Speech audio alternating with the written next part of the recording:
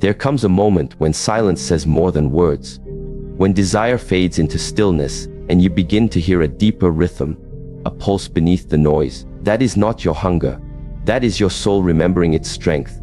We live in a world that teaches us to pursue, to touch, to consume, but rarely are we taught to pause.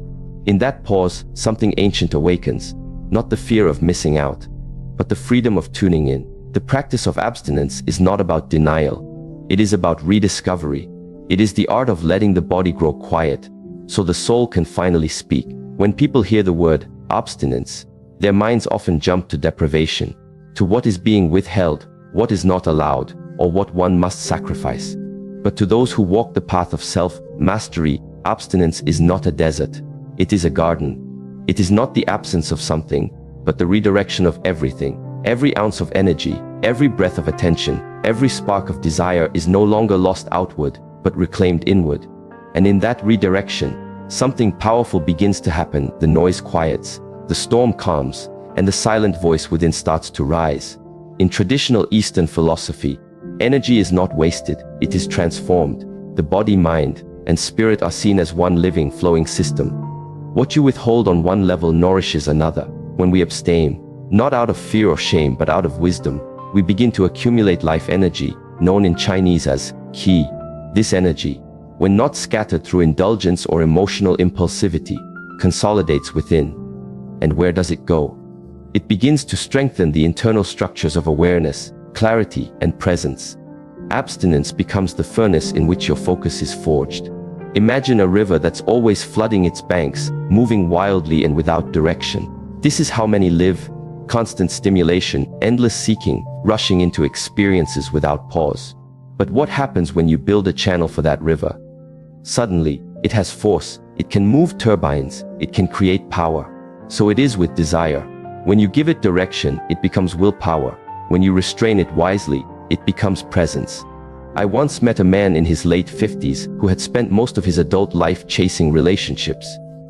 He shared that he had been married 3 times, and in between those marriages, he rarely allowed himself time to be alone. Always moving from one relationship to the next. Always seeking companionship, validation, connection. But he reached a point where all of it began to feel empty. One day, in a moment of exhaustion, he said to me, "I don't even know what I want anymore. I only know how to chase. I've never actually been still." He decided to do something radical. He chose a year of complete abstinence. No dating, no intimacy, no emotional entanglements, but more importantly, no seeking. At first, he said, the silence was unbearable. It was as if he had turned off all the music in a room where he'd been dancing blindly for decades. But in that silence, something began to shift. He began to reconnect with his breath. He started to feel his feet on the ground, and for the first time, he could hear his own thoughts. Not the thoughts driven by desire, but those born of truth. That year changed everything for him. Not because he gained something new, but because he discovered what was already there. His strength, his discernment, his boundaries. He told me later, "Now I can love from a place of fullness, not hunger." That has made all the difference. This is the essence of abstinence as energetic redirection. You are not starving your life. You are strengthening your soul. In neuroscience, we now understand that habits, including sexual or emotional habits, form deeply embedded patterns in the brain's reward system. When someone repeatedly acts on a desire, the brain becomes conditioned to associate pleasure with that external stimulation. But when one practices abstinence, particularly from compulsive or excessive stimulation, something powerful occurs. The brain begins to rewire itself. It is called neuroplasticity, the brain's ability to adapt and change. Abstinence allows space for the brain's reward pathways to reset. The dopamine system, the very mechanism that drives impulsivity and craving, gradually calms. The result, greater impulse control, more mental clarity, emotional resilience. What the ancient monks understood through meditation and self-restraint, neuroscience is now beginning to affirm. And why is this important in relationships? Because when your nervous system is calm, your presence deepens. And presence is the foundation of intimacy. Not touch, not words, not even chemistry, but presence. When you are calm within, your partner can feel safe beside you. When you do not seek them to complete you, They can meet you from a place of equality, not entanglement. In this light, abstinence is not rejection. It is refinement. It is choosing to refine your inner state before sharing it with another. And in doing so, you become magnetic, not in a superficial or seductive way, but in the way a mountain draws the clouds. Strong, still, and centered. There is a story from the Taoist tradition of a young disciple who was enamored with a village girl. He felt his desire for her consuming him. One day, his master noticed that he had become distracted in his training, so he brought him to a well in the forest. The master said, "Stare into the water. What do you see?" The disciple said, "My reflection." Then the master dropped a stone into the well. The water rippled. "Now, what do you see?" "Nothing, only waves." The master smiled. "That is your mind when consumed by desire. Distorted, unclear." Wait. They waited in silence. Eventually, the water stilled again. "Now, my reflection returns." The master placed a hand on the boy's shoulder and said, "Abstinence is not to suppress desire, but to still the mind enough that you can see yourself clearly. Only then will you know whether what you seek is love or illusion." The lesson here is timeless. Without inner stillness, we do not know what we truly want. And without clarity, our relationships become mirrors of confusion. When the body is always in motion, always chasing, touching, reacting, it leaves no room for the soul to speak. But when we bring the body into stillness, when we discipline our desires not through force but through wisdom, something extraordinary happens. The soul begins to communicate through sensation, through breath, through intuition. You begin to feel when someone is genuine, when their words match their energy. You begin to sense emotional undercurrents that were once invisible. This is not magic, it is sensitivity. And sensitivity is not weakness, it is a higher intelligence. It allows you to navigate relationships with grace, to sense when someone is hurting without them saying a word, to know when to speak and when to remain silent. This level of attunement is only possible when your own inner world is not drowned in noise. There's another example from a woman in her 40s who had recently ended a long-term relationship. She found herself emotionally drained and unsure of her identity. She decided to take 6 months of emotional abstinence, not just physical celibacy, but a complete pause from romantic or emotionally charged connections. No dating apps, no texting late into the night, no replaying what could have been. Instead, she turned inward. She began journaling, practicing breathwork, taking walks without headphones, learning to sit with her own company. At first, she said it felt like withdrawal, like she was missing a limb. But slowly, she realized that what she had been addicted to wasn't love. It was distraction. The distraction of another person's validation, the comfort of not having to face her own emptiness. But in the silence, her creativity returned. Her laughter came back. She wrote, "I thought I had lost myself in the relationship, but truthfully, I had never fully met myself until now." This is the transformation that abstinence can unlock. When the noise stops, what emerges is not silence, it is self. In psychology, this relates to the concept of interoception, our ability to perceive the internal state of our body. Individuals who practice mindful abstinence often report heightened interoceptive awareness. They become more attuned to their breath, their heartbeat, their energy shifts. And with this awareness comes emotional regulation. You begin to notice when anxiety arises before it overwhelms you. You recognize the tightness in your chest before the argument escalates. You respond rather than react. And in relationships, this creates an environment of safety and respect. Abstinence, then, becomes a form of emotional hygiene. Just as we fast to give the body rest, we abstain to give the heart space, to cleanse the subtle toxins of past disappointments, old attachments, and unconscious patterns. And this space is not a void. It is sacred. It is where your inner compass is recalibrated. In Eastern medicine, the kidneys are seen as the root of life force. They govern our willpower, our inner stamina. Excessive indulgence, especially in sexual activity without grounding, is believed to deplete this energy. But through periods of conscious abstinence, the kidneys are replenished. The will becomes strong again. And from this strength arises clarity, not just about others, but about your purpose. So what does this mean in everyday life? It means that when you find yourself constantly needing someone else's attention to feel good, pause. When you notice you're always seeking touch, conversation, or connection to avoid loneliness. Pause. When your desire becomes frantic, when your mind races toward, what if they leave? Or, what if I'm not enough? Pause. Not to punish yourself, but to listen, because underneath that urgency is often a quieter truth. A need that cannot be met from the outside. When the body is still, the soul begins to whisper, "You are already whole. You do not need to be needed to be valuable. You can choose when and how to give your energy. You can love without losing yourself." This is where abstinence becomes liberation, not from others, but from dependency. It opens a space where love can grow, not as attachment, but as offering. As we transition from this place of energetic redirection, another principle emerges. The stillness of the body unlocks the language of the soul. You begin to see that silence is not absence. It is presence intensified. To live in presence is not to withdraw from life, but to enter it fully, without resistance, without distortion, and without the chaos of being ruled by your own emotions. Presence is the discipline of being wholly where you are. It is the quiet art of anchoring your attention, not letting it be pulled by memories, expectations, or the stimulation of the outside world. And yet, presence is not only for monks and sages. It is a vital skill in every relationship, in every conversation, and in every moment where a human heart seeks to be understood. Presence is not a performance. It is a vibration. When someone is truly present with you, you feel it. Their eyes are not darting elsewhere. Their breath is calm.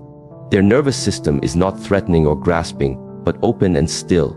In their presence, you do not feel judged, nor do you feel invisible. You feel seen. This is not a mystery. It is physiology. Your nervous system, the vast web of communication between your brain, body, and environment, is designed to constantly scan for safety. This process, called neuroception, happens below the level of conscious thought. The moment you enter a room, meet a person, or hear a tone of voice, your body already knows whether to soften or tense, whether to open or defend. When you are present, your breath slows, your shoulders drop, your voice steadies. You are no longer projecting future scenarios or rehashing past wounds. In this state, your parasympathetic nervous system, often referred to as the rest and digest system, becomes active. This system signals to your body and to others, it is safe here. In relationship dynamics, presence is the invisible thread that holds trust together. It is not the cleverness of your words, nor the depth of your feelings, that makes someone feel secure. It is the regulation of your own internal state. When your nervous system is regulated, others feel that regulation. And this feeling, this embodied safety, is what allows people to open up, to share vulnerably, and to connect authentically. There is a story I once heard from a therapist who worked with couples on the verge of separation. One particular couple had been married for 20 years but had become emotionally estranged. The wife said, "He's never really with me. Even when we talk, I feel alone." The husband, defensive and frustrated, said, "But I am here. I come home. I ask how your day was. What more do you want?" The therapist, instead of offering advice, asked them to try an experiment. "For the next 5 minutes," she said, "say nothing. Just face each other. Really present. No fixing, no proving, no performing." They agreed. At first, they sat stiffly. But as the silence deepened, something shifted. The husband's posture softened. The wife's breathing slowed. Tears welled in her eyes. When the timer ended, she whispered, This is what I've been missing. Not your words, you. This is the difference between physical proximity and emotional presence. One touches the body, the other touches the soul. And yet, presence does not happen by accident. It is cultivated.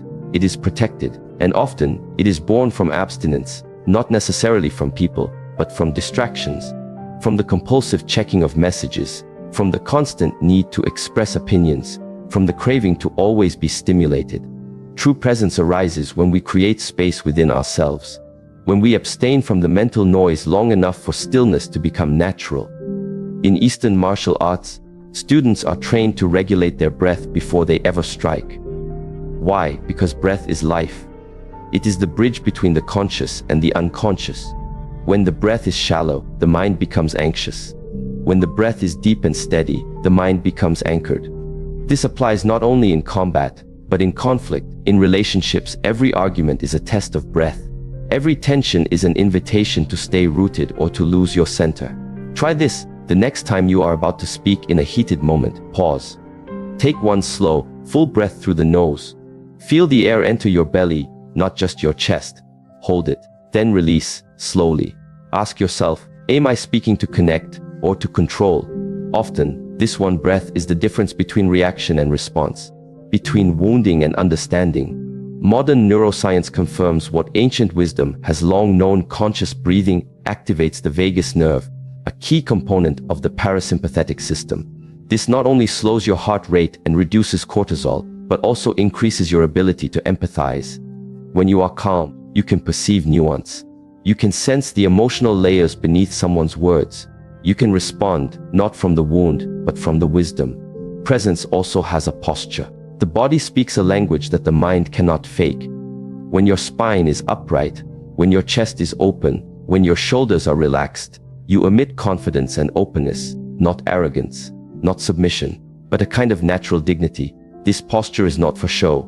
It is a message to your nervous system. I am grounded. I am safe. Others feel this, especially children, especially partners who have been hurt. They know, without knowing how they know, whether you are truly with them, and they respond accordingly. There is a teacher of mine who used to say, the way you sit at the dinner table is how you sit in life. What he meant was that your body reveals your mind. If you are slouched, fidgeting, scrolling, or tense, then your mind is not calm. If your body is grounded, alert yet at ease, then your mind is likely clear. This is why posture and breath are not small things. They are portals to deeper presence. And presence is the doorway to connection. Let us now look more closely at another essential dimension of this journey: the building of emotional musculature through abstinence. Just as the body grows strong through resistance training, the emotional body grows strong through intentional restraint. Every time you choose not to lash out, not to indulge, not to chase after comfort in the form of unhealthy habits, you are strengthening your emotional core. And just like physical strength, emotional strength is not always visible, but it is always felt.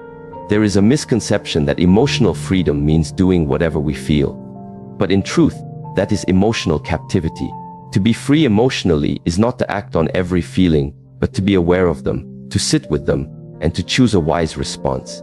This is where abstinence becomes a discipline, not just of the body, but of the heart. A young woman once shared her story of heartbreak. After being ghosted by someone she thought was serious, she felt a storm of emotions: anger, sadness, confusion, longing.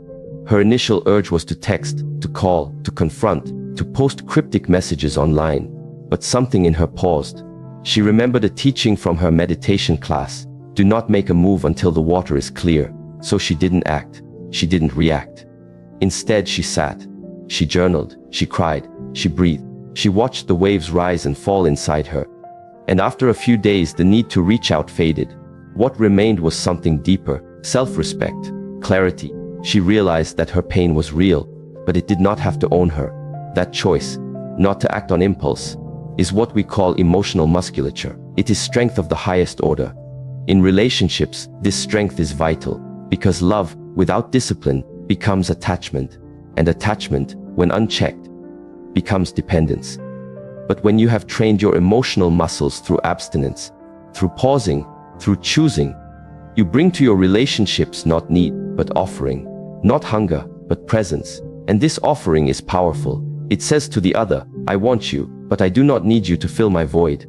I choose you, not because I am incomplete, but because I am full and wish to share that fullness with you.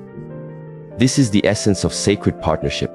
But let us not romanticize the process. Emotional abstinence, like physical training, is uncomfortable. It is the decision to sit with discomfort instead of distracting ourselves. It is the discipline of not sending the angry message, of not indulging the revenge fantasy, of not spiraling into old stories about being unloved. In these moments, the path forward is not always clear. But the practice is pause, breathe, observe. Just as a warrior trains in silence before facing battle, so must we train in stillness before we engage emotionally. This kind of training also rewires the brain. In psychological terms, when we resist the pull of impulsive emotional behavior, we strengthen the prefrontal cortex, the part of the brain responsible for decision making, regulation, and foresight.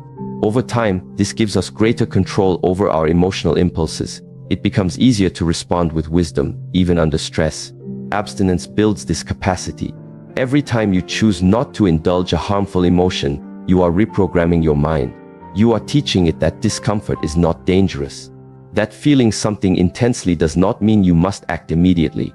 This delay, this pause, is the sacred space where growth happens.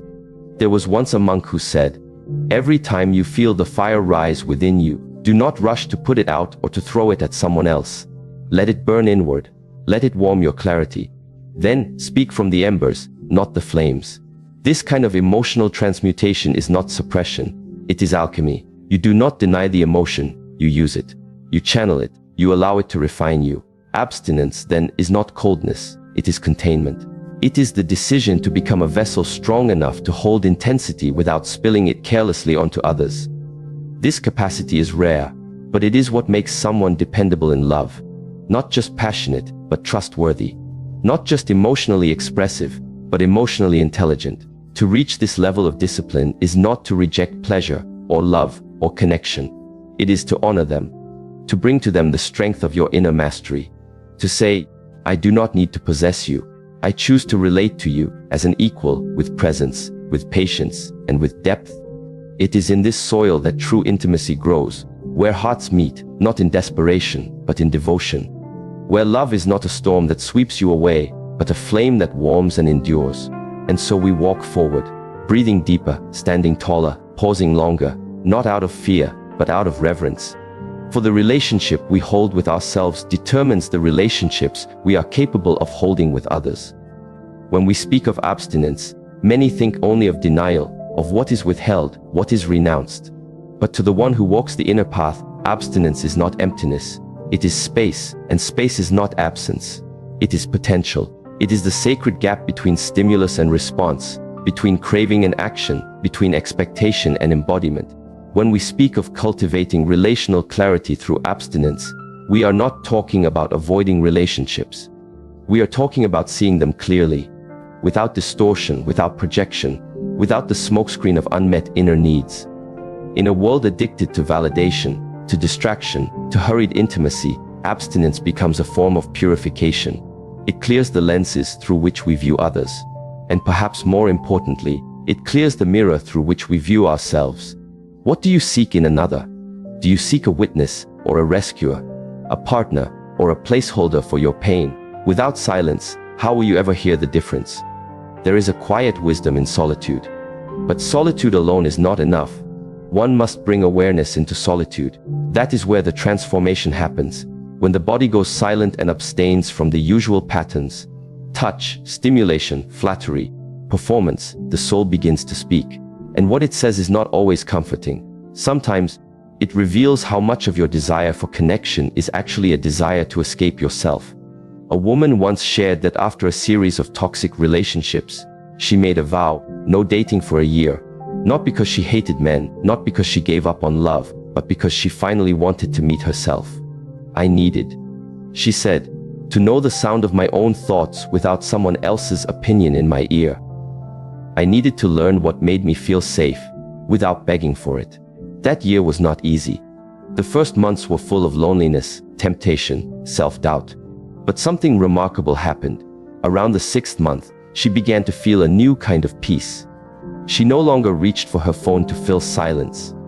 She no longer dressed to impress a stranger's gaze. She no longer shrank or stretched herself to match someone else's preference. She became clear, not only about what she wanted in a partner, but about what she was as a partner. This is the clarity that abstinence brings. It is not the kind that comes from thinking, but the kind that comes from being. In Eastern philosophy, the mind is likened to a lake. When agitated, it is impossible to see anything beneath the surface. Only when it becomes still do we gain insight into the depths. Relationships reflect this truth. When you enter them from a place of emotional turbulence, everything you see is distorted. You don't see the person as they are. You see what your nervous system hopes or fears they might be. Clarity through abstinence allows you to separate projection from perception. You no longer seek a savior. You seek someone you can meet soul to soul, without masks. You don't demand that they complete you. You desire only that they walk beside you, whole in themselves. But clarity is not just a psychological state, it is also a physiological one. Your nervous system, when constantly flooded with stimulation, sexual, emotional, digital, loses its sensitivity. Just like a muscle that is overused becomes sore and numb, the emotional body, when overstimulated, becomes confused. It can no longer differentiate between real connection and addictive familiarity. Abstinence resets this. It detoxifies your inner receptors. It gives you back the ability to sense, not just with the mind, but with the body. Have you ever noticed how, after fasting from sugar, even a piece of fruit tastes vibrant and sweet? The same is true for emotional fasting. When you abstain from the numbing habits of performative dating, hollow compliments, and shallow intimacy, even a genuine conversation becomes rich, a simple touch feels profound, a shared silence feels sacred. But we must be willing to endure the initial discomfort. For many, abstinence reveals how much of their emotional life has been built on avoiding themselves. In that silence, old fears return, of not being lovable, of being invisible, of being abandoned. These fears do not come to punish you. They come to be seen, to be healed. If you always run into someone's arms to escape them, you will never know which wounds are yours to tend. A man once shared how his pattern of jumping from one relationship to the next finally broke after a 6-month practice of celibacy and solitude. I realized, he said, that I'd never once asked myself what I value in a woman beyond attraction. I was so afraid of being alone that I confused chemistry with compatibility, lust with love, her presence with my worth. When he finally returned to the world of dating, he moved slowly. He asked deeper questions. He listened not just to words, but to energy. And most importantly, he listened to himself. Abstinence had given him more than control. It had given him discernment. And discernment is the beginning of wisdom in love. Without it, we are driven by impulse, fantasy, and fear. With it, we make choices that honor both self and other. Now consider this. The kind of partner you attract is often a reflection of the kind of energy you radiate. When your energy is chaotic, unclear, and needy, you attract those who thrive on that instability. But when your energy is calm, rooted, and self-sourced, you begin to attract people who are similarly aligned. Abstinence trains you to cultivate that energy. It teaches you to generate love from within, so that love from outside becomes a complement, not a crutch. In Chinese medicine, we often speak of Jing, the foundational life essence. This essence is diminished by excess, by indulgence, by scattering one's energy in too many directions. But it is replenished through stillness, breathwork, sexual restraint, and inner cultivation. A person whose Jing is strong is magnetic. They do not chase attention, they attract it. Not through strategy, but through substance. In relationship, this translates to presence. People sense it. They may not understand why they feel so safe, so drawn to you, but they do. And often, it is because you are no longer leaking energy. You are whole. The next step in this unfolding journey of abstinence and self-mastery is deeply connected to relational integrity, the cultivation of sacred intention. This is the awareness not only of what you are choosing, but why. Most people enter relationships blindly, driven by hormones, loneliness, or social pressure. They attach without understanding the deeper impact of their choices. But sacred intention transforms this. It brings consciousness to connection. Every act of intimacy becomes a choice, not just to experience pleasure, but to exchange energy. Not just to be seen, but to see. Not just to take, but to offer. This intention requires abstinence to be truly understood. For when you abstain, you observe, you reflect, you ask questions not usually asked in the rush of desire. Is my attraction rooted in truth or trauma? Am I drawn to this person because they reflect my highest values, or because they soothe my oldest wounds? Sacred intention is about direction. It's about asking, where is this connection leading us, individually and together? It is not about control or certainty, but about clarity of movement. If the connection brings both people closer to their inner truth, it is sacred. If it leads to self-betrayal, it is a warning. There's a well-known quote from Rumi: "Try not to resist the changes that come your way. Instead, let life live through you." Sacred intention does not resist change, but neither does it abandon discernment. It understands that not all chemistry is meant to be chased. Some energies are meant to teach you something and then pass through. There was once a woman who met a man during her yoga teacher training. They had instant chemistry, conversations that flowed, eyes that lingered, laughter that felt effortless. But something in her had changed. After years of deep healing, of practicing celibacy, of strengthening her emotional boundaries, she had become sensitive to energy. So instead of rushing into a relationship, she waited, she observed. And over time, she noticed that while their conversations were beautiful, his actions were inconsistent.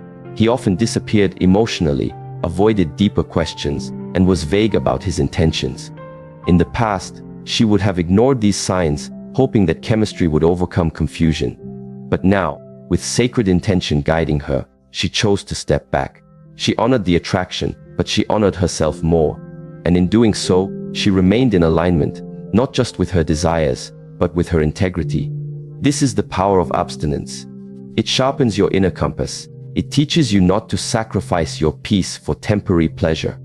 It teaches you that the quality of your relationship with yourself sets the standard for every other bond in your life.